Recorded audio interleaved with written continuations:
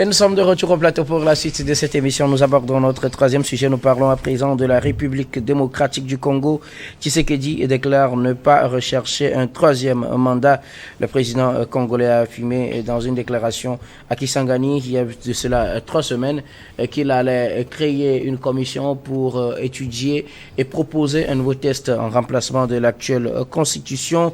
Selon lui, dans une nouvelle réaction par rapport à ce que les gens disent, lui prétend l'intention de vouloir faire un troisième mandat, comme la plupart des chefs d'État tentent de le faire. Félix Tshisekedi annonce que son intention n'est pas du tout de briguer donc un troisième mandat. Pour lui, personne ne changera mon avis sur cette question, et c'est ce qu'il a déclaré. Pour lui, changer la Constitution, il va changer la Constitution, et si nécessaire, par référendum. Mais pour le moment, l'option, c'est une modification à travers une commission qui est sur la table. Félix Tshisekedi tient à changer la Constitution en République démocratique du Congo, peu importe qu'on lui prête l'intention de vouloir briguer un troisième mandat ou pas.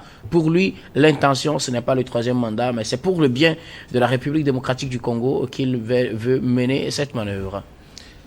Je le dis et je le répète toujours que les constitutions sont appelées à évoluer selon le temps et selon la vision de la majorité du peuple qui est régi par cette constitution. Aujourd'hui, le Congo, plusieurs personnes ont fait constat qu'il faut modifier la constitution, même si il y avait une initiative de modification de la constitution sous l'ancien président Kabila. Tshisekedi et son parti politique se sont opposés clairement à la modification de la constitution de 2006. Aujourd'hui, il trouve des arguments nécessaires pour demander à la population de s'accorder à cette vision que lui a de modifier la Constitution. C'est quelque chose de très évident. C'est bon, surtout qu'il dit que cette Constitution a été rédigée à l'extérieur et que ça a été rédigé par des étrangers, qu'il y a des dispositions qui sont vraiment contraires aux bonnes gouvernances du pays. C'est vrai qu'aujourd'hui, ceci étant précisé, les gens lui prêtent les intentions claires et nettes qu'il veut faire un troisième mandat. Et surtout que les gens sont en train de demander, une association tout récemment a fait une sortie, demandant à ce que cette modification de la Constitution porte aussi sur le nombre de mandats en le limitant à 2, mais désormais de 7 ans. Donc un délai de 7 ans renouvelable une seule fois. Les opposants le critiquent, les gens, c'est vrai, avec évidence, selon certains, que c'est parce qu'il veut faire un troisième mandat, puisque lui-même il a dit qu'il faut qu'il ait un peu plus de temps pour finir ses projets.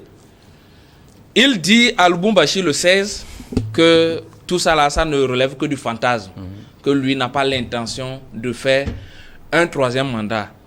Cela n'a aucun lien avec un troisième mandat et qu'il y a des pièges dans la nouvelle constitution. Il évoque justement l'article 217 de la constitution qui permet de céder une partie du territoire congolais à des pays voisins pour des questions de liberté, des questions de paix. Il dit que tout ça là fait que la constitution à l'étape actuelle n'est plus en accord avec les réalités et qu'il faut la changer. Exactement, et ce sont des arguments valables qu'il est en train d'avancer, sauf que plusieurs anciens présidents, plusieurs autres présidents avaient annoncé qu'à la modification de la Constitution, qu'il ne va pas faire un troisième mandat, il ne va pas faire un mandat de plus.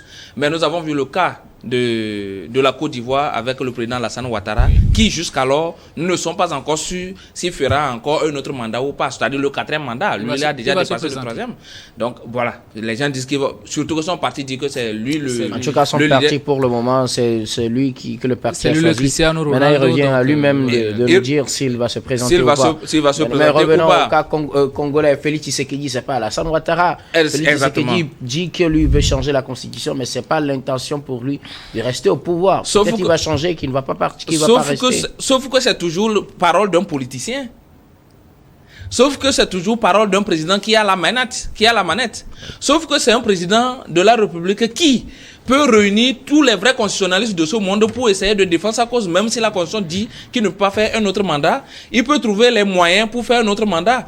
Sauf que c'est un président de la République qui a ce qu'on appelle le renseignement, qui a les moyens financiers aujourd'hui pour acheter l'opposition, qui a les moyens pour acheter les membres de l'Assemblée nationale, que ce soit l'Assemblée, comment on appelle, ou les assemblées régionales chez eux, mais il a les moyens aujourd'hui de faire un autre mandat s'il arrive à modifier la Constitution.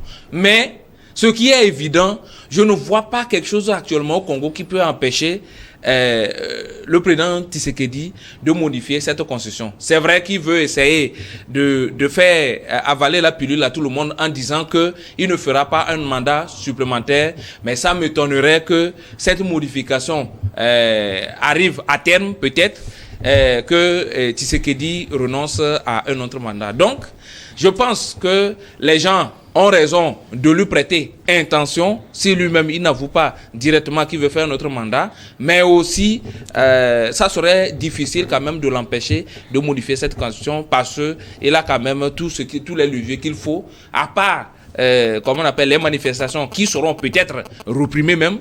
Je ne demande pas à la population de s'aventurer sur ce terrain pour perdre encore des vies inutilement. Que les gens négocient avec M. Tshisekedi, qu'il accepte ne pas briguer un autre mandat et qu'il modifie cette constitution tranquillement pour que le Congo puisse avancer. Mais ce qui m'étonne, c'est que ça me serait très difficile qu'on arrive à amener M. Tshisekedi à ne pas faire un autre mandat s'il arrive à modifier la constitution. Merci beaucoup à vous, Kakouvi Abaïli Abassa Gabin Adjaro. Félix Tshisekedi assure les Congolais qu'il ne veut pas faire un troisième mandat. Ce n'est pas l'intention derrière son annonce de vouloir procéder à une modification de la Constitution. Pour lui, c'est pour le bien du Congo, pas pour ses intérêts personnels. Non, vous savez, Guillaume, la promesse politique n'a aucune force contraignante. Tu ne peux pas poursuivre quelqu'un à la justice parce qu'il t'a fait une promesse politique et qu'il n'a pas tenu. C'est impossible. Donc, du coup, aujourd'hui, il est à 4 ans de la fin de son second mandat. Donc, du coup, beaucoup de choses peuvent se passer. Et son parti politique peut dire non, nous, c'est notre candidat. Le plus important est qu'aujourd'hui, juridiquement, une nouvelle constitution va lui permettre de briguer encore un troisième et un quatrième mandat. Si la nouvelle constitution prévoit un mandat de 2 mandats. Du coup, aujourd'hui, Félix Tshisekedi, moi, vous savez, aucun texte de loi n'est inamovible. On peut modifier les textes de loi pour les adapter à nos réalités du moment.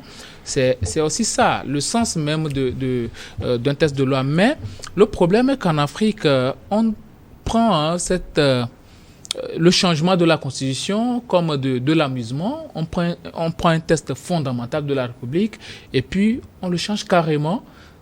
Et quelle est la procédure d'ailleurs? Vous savez, la Constitution, c'est comme toute une institution. Et cette Constitution-là prévoit elle-même, son mode de changement. Oui, les mécanismes de modification. Mais aujourd'hui, quand vous êtes dans une situation compliquée, il faut savoir comment faire les choses. Aujourd'hui au Congo, c'est le clan de Tshisekedi qui décide du changement de cette constitution-là. Il n'y a pas une assemblée constituante nationale qui puisse s'asseoir et vraiment rédiger cette constitution pour qu'on dise que bon voilà, cette constitution-là a été consensuelle au moins pour la classe politique. Bon, il dit qu'il va former une commission pour cela. Il va former une commission, mais ce que lui a déjà en tête, la constitution est déjà rédigée. Ils vont juste proposer ça à la commission. Maintenant, vous pensez que Félix Tshisekedi va choisir des gens qui ne répondent pas à son aspiration dans cette commission-là? Ce serait impossible. Parce qu'aujourd'hui, il est dans un jeu où il sait très bien que les politiciens, les opposants les plus coriaces, à savoir Moïse Katumbi, Fayoulou et autres, là, ne vont jamais aller s'asseoir autour d'une table avec lui sans une discussion préalable et sans une concession. Donc, il est dans cette logique-là, il va former une commission fantoche, il va faire asseoir des gens qui répondent à ses aspirations, ils vont toucher quelques petits articles, peut-être même, on va dire que bon, le 7 ans, là, en réduisant ça à 4 ans, bien réduisant ça à 5 ans, et on va dire que bon, on a fait un changement substantiel de la Constitution, des propositions de la Constitution, et puis bon, on avance. Vous savez, si on veut faire les choses dans l'intérêt de l'État, dans l'intérêt de la population, il faut associer tout le monde. Et la classe la plus représentative dans un pays, c'est la classe politique et aussi la société civile. Et la RDC a quand même une société civile assez consistante, oui. Qui peut arriver quand même à avoir une discussion valable et parler de l'intérêt du pays. Moi, je suis d'accord qu'on change la constitution congolaise parce que déjà l'article 217, le moment où on a eu à adopter cette constitution, c'est vrai que ce sont des Congolais qui étaient réfugiés ailleurs, mais c'est par rapport au défi du moment qu'ils ont rédigé cette constitution-là parce qu'ils se sont dit, bon, on a déjà un vaste territoire, est-ce que parfois même, on n'est même pas sûr que certains pans de ce territoire-là peuvent être occupés, mais aujourd'hui, ces territoires-là sont occupés. Donc, il faut réadapter cette constitution. Mais comment le faire pour ne pas créer une tension? Vous savez, Félix Tshisekedi, c'est lui qui a été bien élu, qui a été élu, du moins démocratiquement, après tout ce qu'il y a eu le président qui s'était réfugié au Maroc, là. Depuis Mobutu, Joseph Kabila fils. C'est Félix Tshisekedi qui a le devoir de tracer une bonne ligne à cette République congolaise-là, du moins politiquement. Il ne doit pas faire sombrer encore ce pays. Donc, de grâce, qu'il fasse en sorte que tout le monde s'entende autour d'une table. Sa promesse ne veut absolument rien dire. Et ce qu'il doit faire pour moi, qu'il fasse asseoir la classe politique et la société civile autour d'une table, ils peuvent écrire quelque chose, un engagement personnel à ne pas se présenter malgré que la Constitution va être changée. Et là, tout le monde va prendre acte. Et quand il va vouloir se présenter là, on va le prendre au mot et on fera ce qu'on va faire de lui. Mais dire juste que je ne vais pas me présenter et croyez en ma parole. En politique, on ne croit à la parole de personne. On croit aux écrits. Merci beaucoup. À vous, Gabin Adjaro. Alors, Samson, Félix Tshisekedi veut rassurer les Congolais. Il ne change pas la Constitution pour faire un troisième mandat. Ça n'a rien à voir. Pour lui, il change la Constitution pour le bien des Congolais parce qu'il y a certaines dispositions de cette Constitution qui ne sont plus en phase avec les réalités du moment. Exactement. Et moi, je pense que la confusion vient du fait qu'il dit qu'il ne va pas briguer de troisième mandat. Il dit qu'il va modifier la Constitution, mais il ne dit pas concrètement qu'est-ce qu'il va modifier. Et il y a un fait, c'est que quand vous modifiez une Constitution, souvent, ça remet les pendules à zéro. Ça dépend de quel aspect vous modifiez. Ça dépend de quel aspect vous modifiez, exactement. Et justement, comme je viens de le dire, c'est parce qu'il ne pointe pas du doigt clairement les aspects à modifier. Il dit, notamment l'article 117, qu'on veut les obliger à céder un pan du territoire à d'autres pays voisins. Si ce n'est que ça, s'il dit clairement que ce n'est que l'article 217 qui fera l'objet d'une révision, au moins là, le peuple saura que la modification, elle est vraiment ciblée ou elle est vraiment circonscrite. Ça, les députés le font tout le temps, pratiquement. Exactement. Donc... Maintenant, moi, je vais peut-être choisir un terrain un peu glissant, mais je pense que cette affaire de limitation du mandat cristallise souvent trop les opinions ou les débats politiques. Le vrai problème des pays africains, c'est que le jeu électoral n'est pas équitable, n'est pas transparent. On a un pays comme l'Allemagne où Angela Merkel a fait peut-être 5 ou 4 mandats. Je n'ai plus une bonne mémoire par rapport à ça. Mais personne n'a jamais dit, 2 mandats, ça suffit, allez-vous-en. On a un choix de George Washington, qui est un des pères fondateurs américains, qui a choisi unilatéralement de ne pas faire plus de 2 mandats. Il en avait la possibilité. Et c'est devenu une coutume, une règle non écrite, que d'autres pays ont adopté après lorsqu'ils voulaient écrire une constitution démocratique. Donc, que ce soit au Ghana, que ce soit au Bénin, que ce soit au Togo, que ce soit en RDC, le véritable problème qu'on a, c'est que le jeu démocratique semble un peu opaque. Les élections sont opaques. Non seulement les institutions qui sont chargées d'organiser les élections semblent être aux mains de l'exécutif. Ensuite, les citoyens n'ont pas forcément la garantie de pouvoir aller s'exprimer. Ensuite, ils ne savent pas comment le vote est compté. Et après, ils ne savent pas si les résultats qui sont proclamés correspondent au vote ou pas.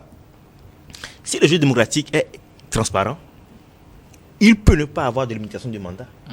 Aussi longtemps qu'une personne correspond aux attentes du peuple, qui reste en place. Et le jour où le peuple décidera que ce visage-là, on en est fatigué, on le remplacera. Donc je pense que les oppositions africaines ou la société civile doivent plus mettre l'accent sur le fait qu'on ait des institutions solides qui ne soient pas au bord de l'exécutif et qui puissent organiser des élections crédibles, libres et transparentes pour qu'on mette fin à cette guerre-là qui anime souvent les débats politiques. Non, il veut faire plus de 3 mandats.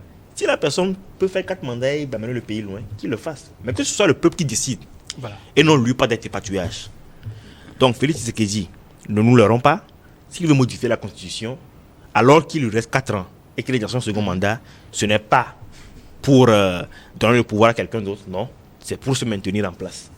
Ce qui est vraiment triste parce que je ne sais pas s'il a un programme politique, je pense qu'il peut quand même trouver dans son siège, dans son entourage, d'autres personnes qui peuvent porter ce programme politique. On a des pays comme le Botswana, la Namibie, qui n'ont pas eu d'alternance au niveau du parti. Mais ils ont connu plusieurs visages différents. Mais c'est une même politique qui est menée depuis près de 30 ans, ou voire 40 ans, et personne ne s'en plaint. Et ce qu'on reproche malheureusement dans beaucoup de pays, c'est que c'est la même personne qui commence à être le super champion, qui veut se maintenir toujours en place.